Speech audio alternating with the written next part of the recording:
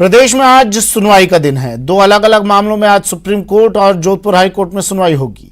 Supreme court में आज school fees मामले पर सुनवाई होगी। कोर्ट में हाई कोर्ट के फैसले को चुनौती दी गई है। वहीं जोधपुर हाई कोर्ट में आज जोधपुर जमीन घोटाला मामले में सुनवाई होगी, जिसमें रॉबर्ट वाड्रा को लेकर सुनवाई होगी।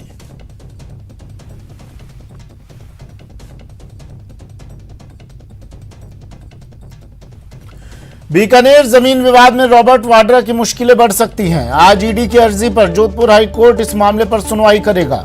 ईडी ने अपनी अर्जी में रॉबर्ट वाड्रा और उनके सहयोगी महेश नागर को हिरासत में लेकर पूछताछ की इजाजत मांगी है।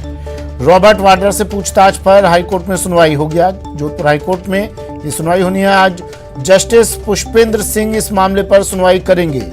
ईडी का एएसजी राजदीपक रस्तोगी पक्ष रखेंगे। ईडी ने हाईकोर्ट में अर्जी पेश की है। ईडी ने हिरासत में लेकर पूछताछ की भी इजाजत मांगी है। ललित सिंह मेरे सहयोगी हमारे साथ जोधपुर से सीधा जुड़ गए हैं। ललित, हाईकोर्ट में सुनवाई कितने बजे सुनवाई क्या रहने वाला है आज?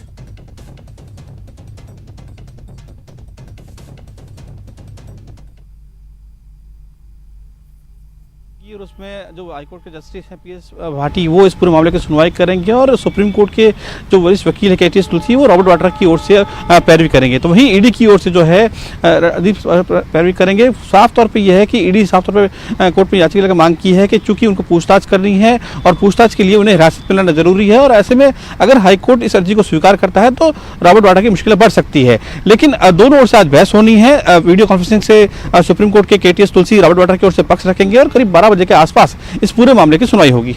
रॉबर्ट वाड्रा पेश होंगे, और क्या आज की सुनवाई में कहा जा सकता है कि मुश्किलें बढ़ सकती हैं रॉबर्ट वाड्रा की सुनवाई के बाद?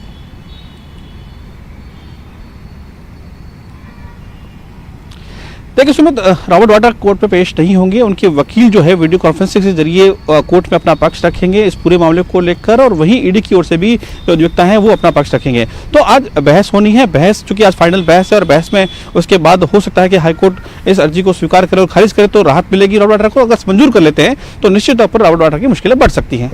ठीक है, शुक्रिया ललित। तो बीकानेर में जमीन विवाद में रॉबर्ट वाड्रा की मुश्किलें आज बढ़ सकती हैं। आज सुनवाई होनी है, अहम सुनवाई। ईडी की अर्जी पर जोधपुर हाईकोर्ट इस मामले पर सुनवाई करेगा। महेश नागर को हिरासत में लेकर पूछताछ की इजाजत मांगी है। रॉबर्ट वाड्रा और उनके सहयोगी है महेश नागर, इन दोनों को ईडी ने अपनी अर्जी में कहा है कि इन दोनों को हिरासत में लेकर पूछताछ की इजाजत दी जाए।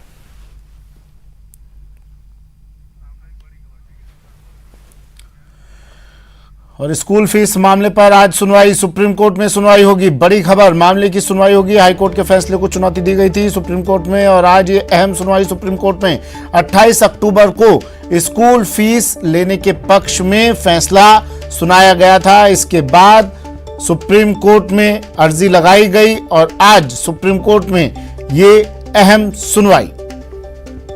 सुशील पांडे दिल्ली से सहयोगी फोन लाइन पर जुड़ गए हैं। सुशील, कितने बजे सुनवाई शुरू होगी? देखिए, लगभग 11 बजे के आसपास इस पूरे मामले की सुनवाई होने वाली है। इस मामले में साफ तौर से राजस्थान हाईकोर्ट के उस फैसले को चुनौती दी गई है, जिस फैसले में साफ तौर से राजस्थान हाईकोर्ट ने ये कहा था कि सरकार का जो फैसला है निजी स्कूलों को लेकर, जो 28 अक्टूबर को दिया गया था, उसी सिफारिश को निजी स्कूल उसी सिफारिश को लागू करें।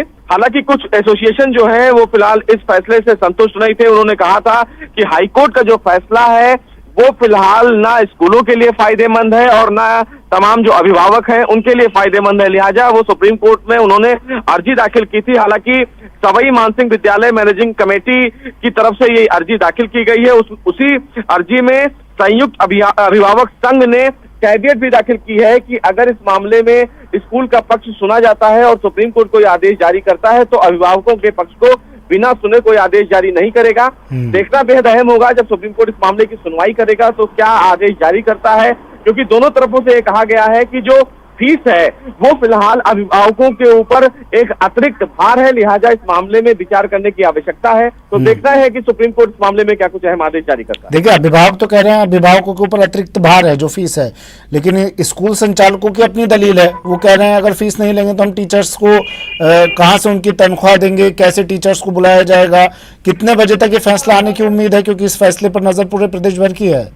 जी देखिए, लगभग 11 से 11:30 बजे के आसपास इस पूरे मामले में सुनवाई वाली जो बेंच है वो बैठेगी और उसके बाद कई उससे आगे भी मामले हैं, तो उम्मीद ये है कि लगभग 11:30 बजे के आसपास इस मामले पे सुनवाई की जा सकती है। ये उम्मीद जताई जा सकती है सुशील की फैसला आज ही आ जाएगा?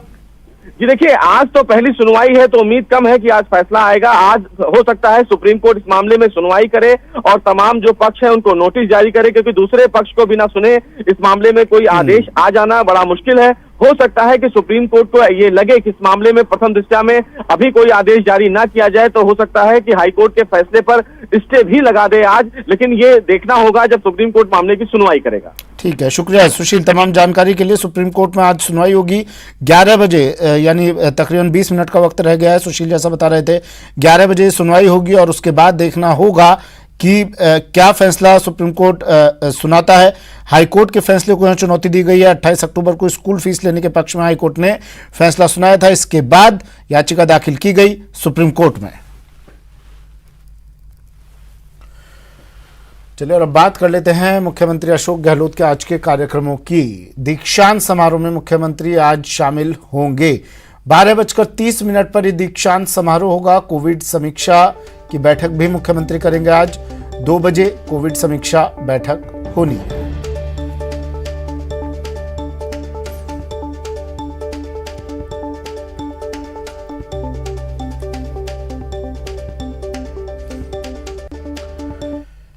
श्रीगंगानगर नगर परिषद क्षेत्र के 419 अस्थायी सफाई कर्मियों को 2 महीने से सैलरी नहीं मिली है। सैलरी नहीं मिलने से परेशान सफाई कर्मियों ने कार्य बहिष्कार करने का फैसला किया है। नगर परिषद के 600 से ज्यादा सफाई कर्मी न झाड़ू लगा रहे हैं, न ही कचरा उठा रहे हैं, जिसकी वजह से पूरे श्रीगंगानगर में कचरे के ढेर दिखाई दे रहे हैं। सफाई कर्मियों का कहना है कि जब तक अस्थायी सफाई कर्मियों को 2 महीने का वेतन नहीं मिल जाता तब तक कार्य बहिष्कार जारी रहेगा। सफाई कर्मी कई बार जिला प्रशासन के पास अपनी मांग रख चुके हैं, लेकिन जिला प्रशासन ने अब तक कोई ठोस कार्रवाई नहीं की है।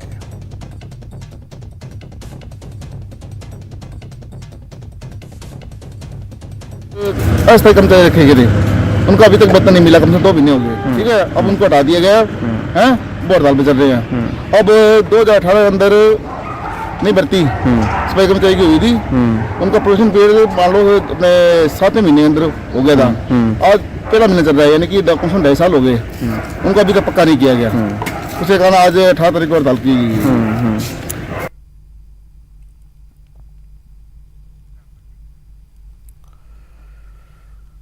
और अब बात चूरू की। यहां सरकारी सिस्टम से लाचार होकर एक 57 साल के पुलिस हेड कांस्टेबल ने स्वैच्छिक सेवानिवृत्ति की मांग की है। पीड़ित हेड कांस्टेबल डूंगर सिंह ने बताया कि वे एक मारपीट मामले की जांच कर रहे थे। इसी क्रम में स्थानीय जनप्रतिनिधियों ने 8 जनवरी को मामला रफा दफा करने की बात कही। इस पर पीड़ित हेड कांस्टेबल डूंगर सिंह ने कानून के दायरे में रहकर बात करने की बात कही। इसके बाद आरोपी पक्ष ने हेड कांस्टेबल को लाइन हाजिर तक करवा दिया। डूंगर सिंह ने बताया कि वे 36 साल से नौकरी में रहकर जनता की सेवा कर रहे हैं। उन्हें पहली बार लाइन हाजिर किया गया है। पीड़ित ने जांच की मांग कर न्याय की गुहार लगाई है। सारण का मुकदमा मेरे पास था, उसका अनुसंधान कर रहा था और मुकदमा 2 कह रहा था 323, 341 143 IPC। और उसमें उसकी पहले से रजिस्ट्री चल रही थी और मुलजिमानों ने पिकअप रोक कर गए और 500 मुलजिम पिकअप में आए अपने खेत से और वो अपने रास्ते जा रहा था। और अब आपको ऐसी खबर से रूबरू करवाते हैं जिसे देखकर आपके भी रोंगटे खड़े हो जाएंगे।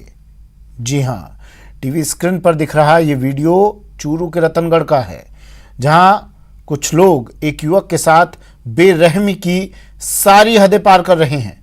युवक बार बार रहम की भीख मांग रहा है, लेकिन बेरहम लोग उसकी एक नहीं सुन रहे।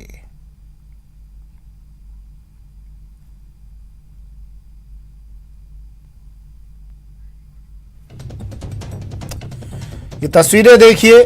बकरी चोरी के आरोप में इस युवक की जमकर पिटाई की गई। बेरहमी की तमाम हदें पार कर दी गई। ना तो इन्हें प्रशासन का खौफ है, ना ही कानून का डर। वहीं युवक की पिटाई का ये वीडियो अब सोशल मीडिया पर भी वायरल हो रहा है। हालांकि लोगों का आरोप है कि युवक ने बकरी चोरी की है, लेकिन सवाल यह है कि अगर युवक ने बकरी चोरी भी की तो क्या इन लोगों को, इस युवक को सजा देने का हक है?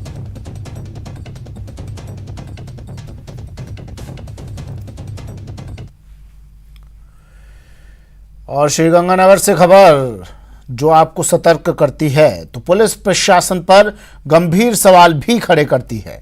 खबर है अपराधियों के बढ़ते हौसले की, क्योंकि ना तो पुलिस का इन्हें डर है और ना ही समाज का।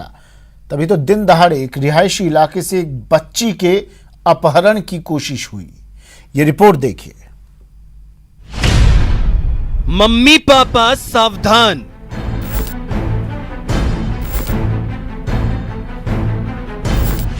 आपके बच्चों पर बदमाशों की नजर।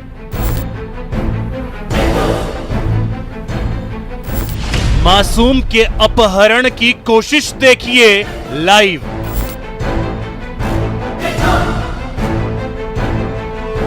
ये तस्वीरें चीख चीख कर कुंभकर्णी नींद सो रही पुलिस को जगा रही हैं। मासूम बच्चों को अकेला छोड़ देने वाले परिजनों को सचेत कर रही हैं। जाग जाइए, कहीं ऐसा ना हो आपका मासूम भी दिन दहाड़े घूम रहे इन शैतानों का शिकार हो जाए। तस्वीरें श्री गंगानगर की पॉश कॉलोनी दुर्गा मंदिर इलाके की हैं, जहां बाइक सवार ये बदमाश पहले बच्ची का पीछा करता है, फिर मासूम को बहला फुसलाकर किडनैपिंग की खतरनाक साजिश को अंजाम देने की कोशिश करता है। लेकिन इसी बीच मासूम सूझबूझ से काम लेती है और जान बचाने के लिए पड़ोसी के घर में घुस जाती है। जब ट्यूशन से आई तो मेरे को ना वो पकड़ने की मतलब पकड़ के मेरे को टॉफी देने वाले थे। जब पकड़ के मेरे को टॉफी देने वाले तो फिर मैंने टॉफी को नाली के अंदर गिरा दिया। और फिर वो मेरे को वो नाम बोल रहे थे कि वो जो नाम है ना वो नाम। और फिर जब मैं किसी के घर के अंदर भाग गई, जब मैं छुड़ा के, और जब मैं घर के अंदर भाग गई तो मेरे आंटी को बुलाया। फिर आंटी ने बोला कि ना मैं बाहर जाके देख के आती हूँ कौन है। और जितनी देर वो बाहर आए उतनी देर में वो भाग ही गए। कानून के इकबाल को चुनौती देता ये बदमाश काफी देर तक बच्ची का पड़ोसी के घर से निकलने का इंतजार करता है, लेकिन जब मासूम के साथ पड़ोसी उसकी ओर आने लगते हैं तो बाइक लेकर फरार हो जाता है। मासूम के अपहरण की पूरी साजिश करीब में लगे सीसीटीवी कैमरे में कैद हो गई। तो मैंने कहा, मैं जैसे फटाफट बाहर आई ना तो मेरे को कहता, मैं अभी बाहर तो पहुंची नहीं बिल्कुल ही। तो मेरे को कहते दीपक कामरा का घर जानते हो? मैं कहा नहीं भाई हम तो नहीं जानते। इतने में वो क्या कि सेल्फ उसने बाइक स्टार्ट करी, 1 सेकंड में वो गायब हो गया। स्पाइसी सागा वाली जो इधर रोड है ना, इधर टर्न कर गया। तो उस बच्चे को, उस लड़के को आपने कभी देखा क्या कहीं आसपास? नहीं। अच्छा, पहली बार ही देखा उसको? पहली बार। सीसीटीवी के सहारे पुलिस बाइक सवार बदमाश को जब गिरफ्तार करने का दावा कर रही है, लेकिन सवाल यह है कि जिले में अपराध पर लगाम लगाने के लिए पुलिस ने अब तक ठोस कदम क्यों नहीं उठाए? महिलाओं और बच्चों की सुरक्षा के लिए पुलिस गश्त क्यों नहीं बढ़ाती? देर सवेर पुलिस को यह जवाब देना होगा। श्री गंगानगर की कोतवाली थाना क्षेत्र की पॉश कॉलोनी दुर्गा मंदिर क्षेत्र में एक बाइक सवार बदमाश के द्वारा घर के बाहर से एक मासूम बच्ची के बहला फुसलाकर अपहरण करने की नाकाम कोशिश हो जाने के बाद में श्री गंगानगर वासियों में दहशत का माहौल है। हालांकि पूरी की पूरी ये वारदात वहां लगे एक सीसीटीवी कैमरे में कैद हो गई, जिसके आधार पर अब पुलिस बाइक सवार बदमाश की तलाश में जुटी हुई है। अब देखना यह होता है कि कब ये बाइक सवार बदमाश श्री गंगानगर पुलिस के हत्थे चढ़ पाता है। अशोक शर्मा, न्यूज़ 18 श्री गंगानगर। अगर आप ट्रैफिक पुलिस को लेकर बुरी राय रखते हैं तो जयपुर से आई ये खबर आपको अपनी राय पर दोबारा सोचने के लिए मजबूर कर सकती है। कानून का पहरुआ बना समाज के लिए मिसाल। बेसहारा के जीवन में फैला रहा शिक्षा का प्रकाश।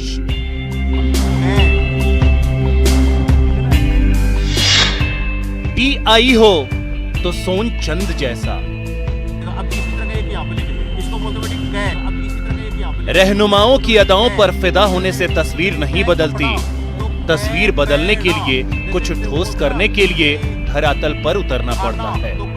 यकीन नहीं तो जयपुर ट्रैफिक पुलिस के टीआई से पूछिए। इनसे सुनिए कैसे इन्होंने एक भीख मांगने वाले बच्चे के हाथ में न सिर्फ कागज कॉपी पकड़ाई, बल्कि उसकी आंखों में कुछ बनने का ख्वाब भी सजाया। हमारा प्रयास रहेगा इस बच्चे को पढ़ा लिखा करके शिक्षित बनाने का, अपने अधिकारों के प्रति जागरूक करने का और इस बच्चे को मुख्य धारा में लाने का। सड़क पर घूम रहे 6 वर्ष के इस बच्चे की मां तो है, लेकिन मानसिक रूप से बीमार। हैरत की बात है कि खाना बदोश होने के बाद भी यह बच्चा सड़क पर किसी से भीख नहीं मांगता। मैंने ये देखा कि ये बच्चा एक भिखारी और गुम्मंतु जाति का होने के बावजूद भी ये कभी भीख मांगता हुआ नहीं दिखा। मैंने इससे कई बार बात करी तो बड़ी बोली इसकी साफ और एक उत्सुक टाइप बोली लगी। टीआई सोनचंद ने बच्चे की किस्मत संवारने की दिशा में हाथ बढ़ाया। इसके बाद तो जैसे इनके मातहतों में भी मददगार बनने की होड़ लग गई। जैसे मेरा जवान सुबह ड्यूटी पर आएगा, वो इसको कै ख गन्ने लिख के दे देगा, फिर से समझाएगा बेटे कै ख गन्ने लिखो। दूसरा जवान कभी आया 5 मिनट इसको तरीके की पहल और इस तरीके की सोच जहन के अंदर डेवलप कर ले कि हर एक बच्चे को, अपने इलाके के अबोध बच्चे को या फिर लावारिस बच्चे को शिक्षा के साथ में जोड़ता है, तो न केवल उस बच्चे का उद्धार होगा, एक कहीं ना कहीं एक पुलिस की छवि को लेकर भी एक सकारात्मक पहल डेवलप होगी। कैमरा पर्सन देवेंद्र के साथ मैं राकेश गुसाई, न्यूज़ 18 राजस्थान। चलिए बुलेटिन में फिलहाल इतना ही, दीजिए इजाजत, नमस्कार।